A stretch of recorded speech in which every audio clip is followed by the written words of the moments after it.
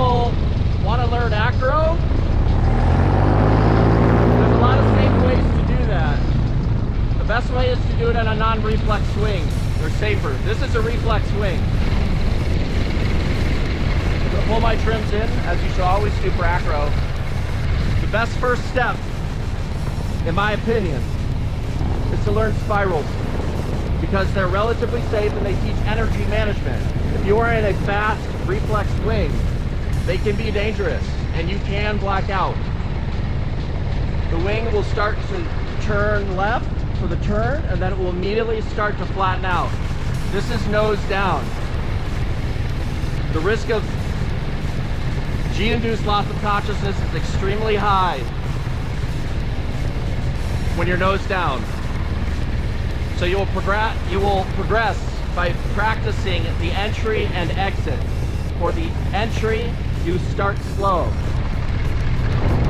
Apply the inside brake, nothing on the outside, nothing on the outside. You see, we're just turning. That's nice and gentle. That's a turn. That's not a spiral. Let's try a spiral.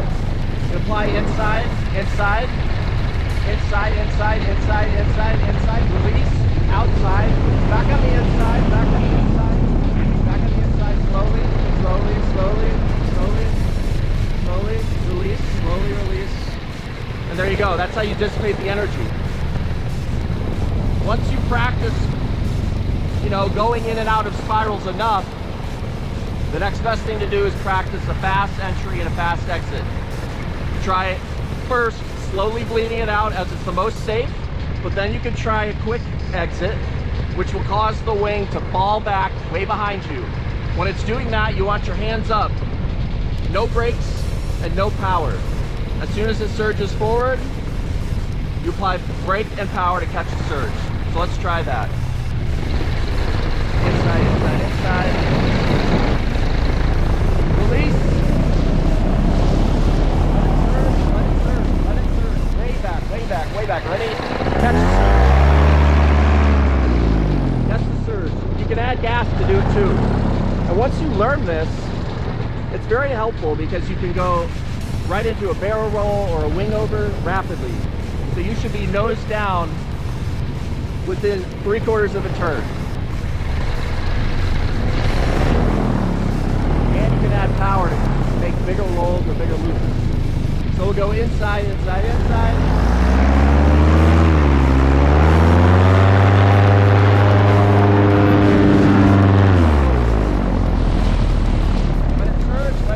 Let it surge. Catch it. Sorry, I meant let it balloon and then catch the surge. You never want to apply brake when it's falling behind you. But if you plan on doing any acro at all, you need to be extremely comfortable with energy management, especially if you're on a reflex swing.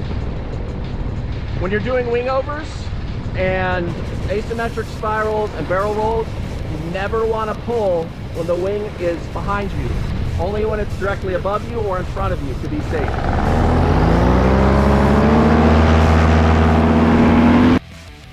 So the first question you might have is, how do I know it's a spiral and not just a turn? The best way to tell is going to be the behavior of the wing and the angle. In a tight turn, G-forces will be low and the wing will primarily roll. The angle of the wing to the horizon will remain proportional to the amount of brake that you pull. The angle should not change and the intensity should remain the same. So let's take a look at this safe non-reflex B-rated wing. You can see that I apply progressive brake pressure on the inside, or on the left in this case, and the wing initially starts to roll. It almost immediately starts to yaw and pitch and flatten out towards the horizon. But as soon as that starts to happen, you can see I release some of the brakes. I give it back. The intensity and depth of spirals is not proportional to the amount of inside brake you're pulling. By pulling progressively more on the inside, the wing will eventually transition into a positive feedback loop, where no additional inside pressure is required to deepen the spiral. The wing feeds into itself. If 30% inside pressure results in a tight turn, then 35% results in a nose down spiral. This is just an exaggerated illustration. The proper technique to hold a specific yaw angle or descent rate is to become familiar with the minimum amount of inside pressure necessary to enter this feedback loop. Keep this level of pressure and apply varying levels of outside brake to maintain the desired level of yaw and spiral intensity. This is a fun challenge because the wing has a tendency to want to either enter or exit the spiral. It's tough to maintain a specific angle.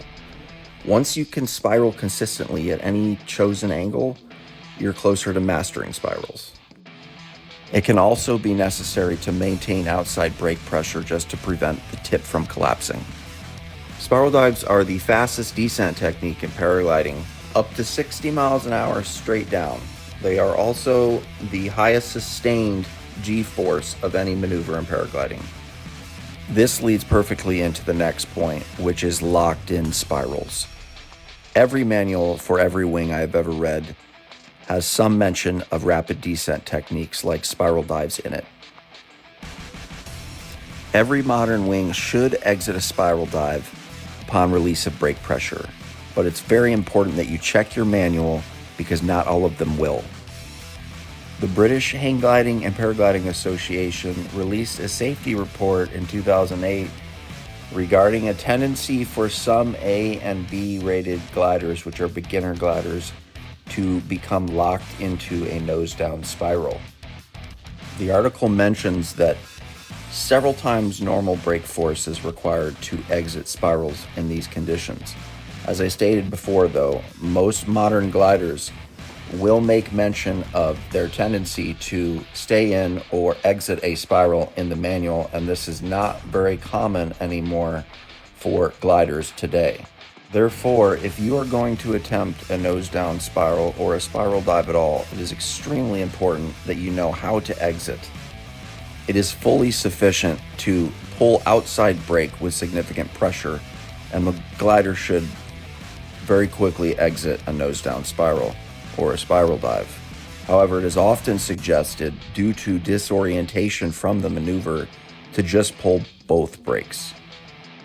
If you intend to practice spiral dives, you should progress slowly with baby steps, pulling further and further each time. Always be prepared at any moment to pull both brakes to exit. The natural progression to G-induced loss of consciousness starts with tunnel vision and proceeds to gray out, blackout, and G-lock. If a spiral is entered aggressively and not exited just as aggressively, a pilot can proceed from tunnel vision straight to G-induced loss of consciousness, skipping both steps in between. The BHPA also has an excellent resource on their website where you can search incidents that have been reported to them. And you can also search it by keyword, which is pretty handy. Here's an example from September of 2022. Pilot's brake was aspired by the propeller, which pulled the brake hard and entered a spiral from which he was unable to recover before hitting the ground and dying. Here's another one. Pilot didn't exit a spiral properly and ended up with twisted risers. That is definitely something that will cause you to enter a spiral or even auto-rotation. This is auto-rotation. Auto-rotation is the same thing as a SAT. The most likely cause for being locked into auto-rotation is twisted risers or brake handle being aspired by the propeller. This is a non-reflex B-wing in this video. A spiral or auto-rotation of this amplitude on a small reflex glider would certainly cause G-lock, which is why a large non-reflex is going to be your best bet. Auto-rotation is the worst maneuver to throw your reserve, and a spiral dive is the best, but you really shouldn't anticipate being able to differentiate the two when you're plummeting to the ground. You should always be eager and ready to throw. Now, this is why I recommend learning spirals before any other maneuver. If you go right into learning wing overs on a spicy wing and you pull brake for too long going into the wing over, you will go straight into a spiral, which you need to know how to exit. This pilot failed to dampen the surge in his incident. Fortunately, it was a non-event, and he didn't suffer any injuries. Here's an incident from 2007, which is when some gliders were susceptible to entering a spiral dive and getting locked in. Here is one from my own collection. Prior to learning SATs, I wanted to become comfortable with the G-force associated with nose down, because a bad SAT looks and feels a lot like a deep spiral.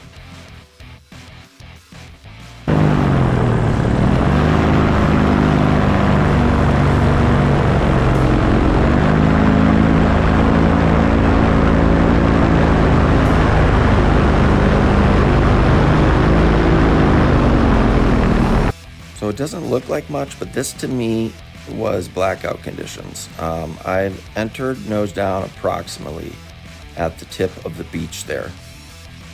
Within one full rotation, I had started experiencing tunnel vision, and this is the point at which I exited gently.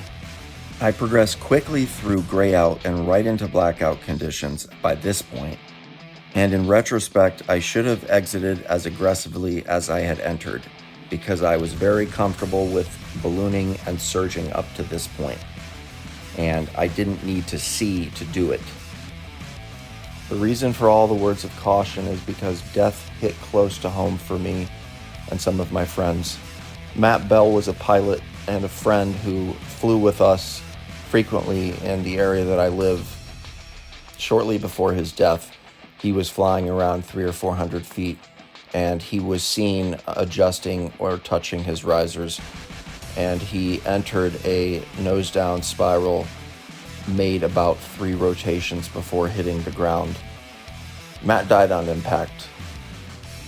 Matt was a well-respected pilot. He had far more years of experience flying than I do, but he did not progress in Acro the proper way.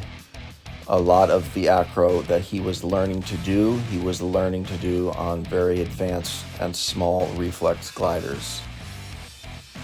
This accident could have been avoided with proper training under supervision, and having the knowledge ahead of time of what to do in that situation. I hope some of this information has been useful to you. If so, leave a like, comment. Thanks. Have a good one. Fly safe.